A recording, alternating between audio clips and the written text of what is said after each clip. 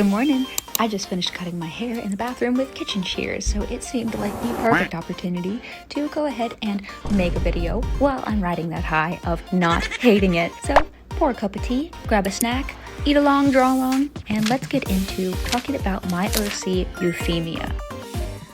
For the longest time, Euphemia only existed in my sketchbook, and that's because I sketched her probably about 2 years ago, with the ultimate goal of one day digitizing her and coloring her. Well, today is that day. Finally, it took me forever. Don't know why.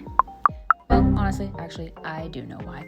I have been procrastinating like crazy because look at all of the tiny little detail in her hair. I just knew that was going to take me forever and a day to fully render. I don't know if y'all have seen any of my other pieces, but I really love to render crazy amounts of detail. And so I just put this off until today, when I just told myself, you know what? We don't have to do crazy rendering. We don't have to do crazy detail. We can just do it on your phone. What a concept.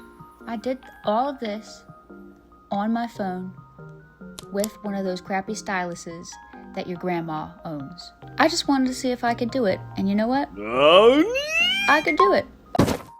I think it turned out really cute, even though it's not fully rendered in the way that I usually render my pieces. I think it turned out pretty well. Y'all will see at the end. So, a bit of backstory on Euphemia. Euphemia is a Kelpie. My main character, Koshi, rescued her as a victim of echo fall many years ago when he found her in the heart of his territory in the Whispering Sands Desert. Now, if you know anything about Kelpies, you know that they really need to be by the water. I think they are an aquatic species, or semi-aquatic, the same way maybe like an otter or a beaver is. They really need the water to hunt and to find their prey, aka people, I think.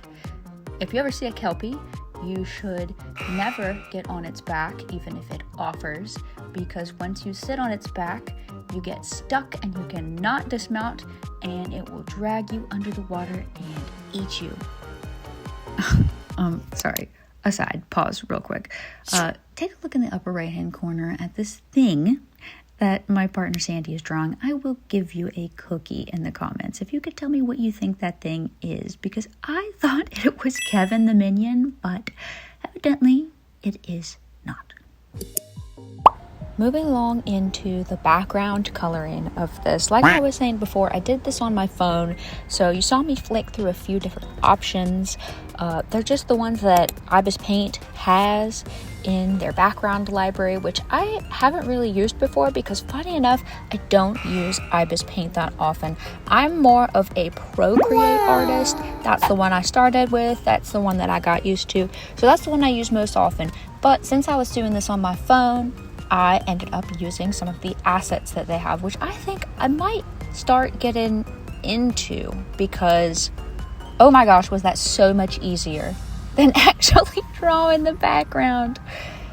But anyway, that is this first picture done. Look at her. Look at my girl. She is so cute. I'm glad I don't have to meet her in real life because she would probably eat me.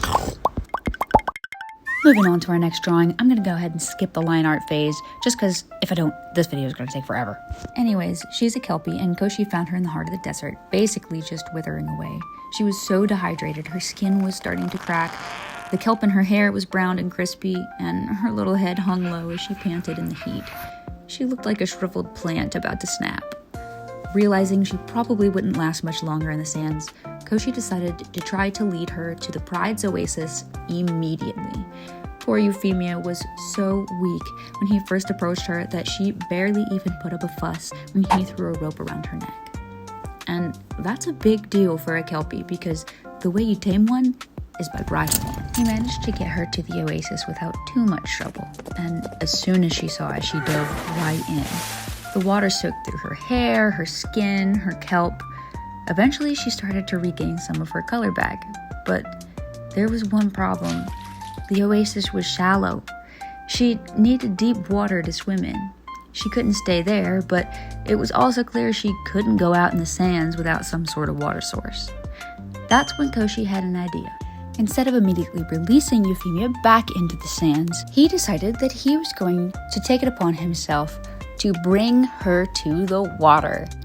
After much consultation with the royal archivists and many meetings later with his various advisors, assistants, the chancellor, justiciar, and the royal star-steller, he was finally set to head off on the week-long journey to bring her to her new home. Although his retinue repeatedly discouraged him from leaving his post, the young king could not be told no. In true Koshi fashion, he needed to do things his own way, and had always secretly itched to explore the realms beyond his anyways. Although it genuinely brought him sadness to see such a magnificent and mortal spirit brought to such a depressed, weakened state, it seems that helping Euphemia may have also just been a convenient excuse to satisfy the young king's wanderlust. Excuse or not, after 3 days of feeding her portions of his kills and allowing her to soak in the royal oasis, Koshi was finally ready to set off. That evening, with Euphemia in tow, the pair began their journey across the Badlands, following the star map south towards the largest body of fresh water on the continent, Lookback Lake.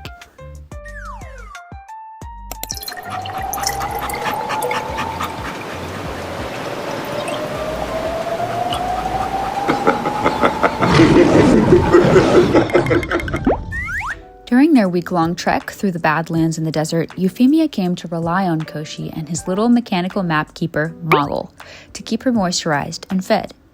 Although as an immortal being, she couldn't technically die of starvation or dehydration, she could still feel the sting of the searing sun and the nagging pains of hunger nonetheless. Initially, it confused her as to why Koshi would even help her, since she knew most humans sought to tame and enslave her kind. But it was evident from the beginning that Koshi was different. She enjoyed that he cared for her, and never forced her to haul heavy loads, or to build great castles as her enslaved ancestors had been forced to do on her own world. She kept expecting him to bridle her at any moment, to force his will upon her, to make her carry him across the land using her great speed and strength. But he never did. He only showed her kindness during her time of weakness, away from the deep water. It was nice to have a friend, an experience she'd never had before this adventure. That feeling stuck with her as they arrived to see the distorted reflections of Lookback Lake, and long thereafter too. Upon stepping into the waters, she finally regained all her strength, and instead of attacking and devouring him as she would have before, she simply whinnied and turned, disappearing into the warping reflections of the lake, and leaving Koshi smiling back on the shoreline. Ever since then, she's lived there happily without him, although she'll never forget his good deed. So deep is her gratitude and friendship towards him that Euphemia will easily allow Koshi to bridle and ride on her back without harm whenever he needs. When she's not hanging out with Koshi, she spends her time lurking beneath the waters of Lookback Lake, preying on anything foolish enough to look too close into the depths. Although most Kelpies tend to lead solitary lives, she seems to have found happiness in meeting a fellow male Kelpie who Koshi later named Laird. Since it's rather rare for echo-fallen beasts from other worlds to find another of their kind, he's happy they found each other. He hopes together they'll live out their immortal lives happily and peacefully in their new home on Halcyon. Koshi is also happy to have Euphemia as his friend, since he himself is so long-lived too. It's nice to see a familiar face after many he's known have already disappeared. It puts a smile on his face whenever she happily appears from the distorted reflections of the fen whenever he comes to call.